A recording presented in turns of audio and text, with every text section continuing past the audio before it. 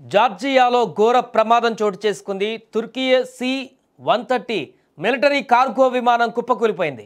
ఈ విమానం అజర్బైజాన్ నుంచి బయలుదేరి 20 మందిని తీసుకువెళ్తున్నట్లుగా సమాచారం అందుకున్నటువంటి వెంటనే అక్కడికి సహాయక బృందాలను అక్కడికి పంపించారు అధికారులు. విమానంలో 20 మంది మరణించినట్లుగా కూడా భావిస్తున్నారు. ఈ మధ్య కాలంలో వరుసగా జరుగుతున్నటువంటి విమాన ప్రమాదాలు తీవ్ర ఆందోళనకు గురిచేస్తున్నాయి.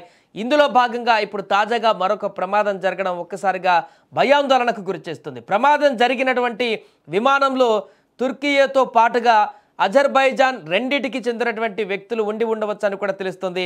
కానీ సంఖ్య స్పష్టంగా తెలియట్లేదు. కార్గోకు సంబంధించినటువంటి విమానం కాబట్టి అక్కడ టర్కీ అజర్బైజాన్ సరిహద్దుకు సమీపంలో ఉన్న జార్జియా తూర్పు కాకేటి ప్రాంతంలో తుర్కీ సి-130 మిలిటరీ కార్గో విమానం కుప్పకూలిపోయింది. మొన్న కొద్ది రోజుల క్రితం కూడా ఒక భారీ కార్గో విమానం కుప్పకూలినటువంటి ఘటన కూడా మనం చూడడం జరిగింది. ఇప్పుడు మరొక కార్గో విమానం అలాంటి ప్రమాదానికి గురైంది. ఈ ఘటన పైన టర్కీ, జార్జియన్ ప్రభుత్వాలు దర్యాప్తు ప్రారంభించాయి. విమానం పడిపోయే ముందు తెల్లటి పొగను వదిలి వెళ్తున్నట్లుగా కనిపిస్తుంది. ప్రమాదం తర్వాత దట్టమైనటువంటి నల్లటి పొగ ఎగిసిపడింది. సి-130 హెర్క్యులస్ విమానాన్ని అమెరికన్ కంపెనీ లాక్హీడ్ మార్టిన్ తయారు చేసింది.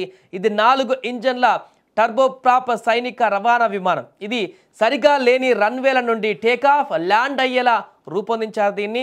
ఇది ప్రాథమికంగా సరుకు, రక్షణ దళాలు, పరికరాలను రవాణా చేయడానికి వినియోగిస్తారు.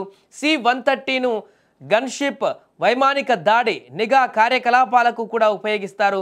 ప్రపంచవ్యాప్తంగా అనేక సైన్యాలకు ఇది ప్రాథమిక వ్యూహాత్మక ఎయిర్ లిఫ్టర్గా పరిగణిస్తారు. ప్రమాదానికి కారణంతో పాటు విమానంలో ఉన్న వారికి సంబంధించినటువంటి వివరాలు కూడా టర్కిష్ ప్రభుత్వం ఇంకా విడుదల చేయలేదు. ప్రాథమికంగా అయితే ఒక 20 మంది దాంట్లో ఉండొచ్చు అనేటువంటి విషయం తెలుస్తుంది. కార్గో విమానం కాబట్టి పూర్తిగా సరుకులకు సంబంధించి వివిధ వస్తువులకు సంబంధించి ట్రాన్స్పోర్టేషన్కి ఎక్కువగా ఉపయోగిస్తారు కాబట్టి ప్రయాణికులు దీంట్లో ఉండరు. ప్రజలు కూడా ఎక్కువగా దాంట్లో ప్రయాణించేటువంటి అవకాశం ఉండదు కాబట్టి భారీ విపత్తుకైతే తావివ్వలేదు. బట్ ప్రాణ నష్టం అయితే సంభవించినట్టుగా కనపడుతుంది. దీంట్లో సుమారుగా ఇంచుమించుగా 20 మంది వరకు కూడా ప్రయాణికులు వెళ్తున్నారనేటువంటి ఒక సమాచారం అయితే తెలుస్తుంది. దీనికి సంబంధించి అధికారికంగా మరిన్ని వివరాలు వెల్లడిస్తే యాక్చువల్గా దాంట్లో ఎంతమంది ఉన్నారు, పైలట్స్తో పాటుగా ఇంకెంతమంది ట్రావెల్ చేస్తున్నారు, ఇంకా విమానంలో ఎలాంటి ఐటమ్స్ ఉన్నాయి, ఎంత ఆస్తి నష్టం కూడా సంభవించింది, లాంటి వివరాలన్నీ కూడా బయటకు వచ్చేటువంటి అవకాశం ఉంది. ఏదేమైనా కూడా వరుసగా జరుగుతున్నటువంటి విమాన ప్రమాదాలు తీవ్ర ఆందోళనకు గురి చేస్తున్నాయి.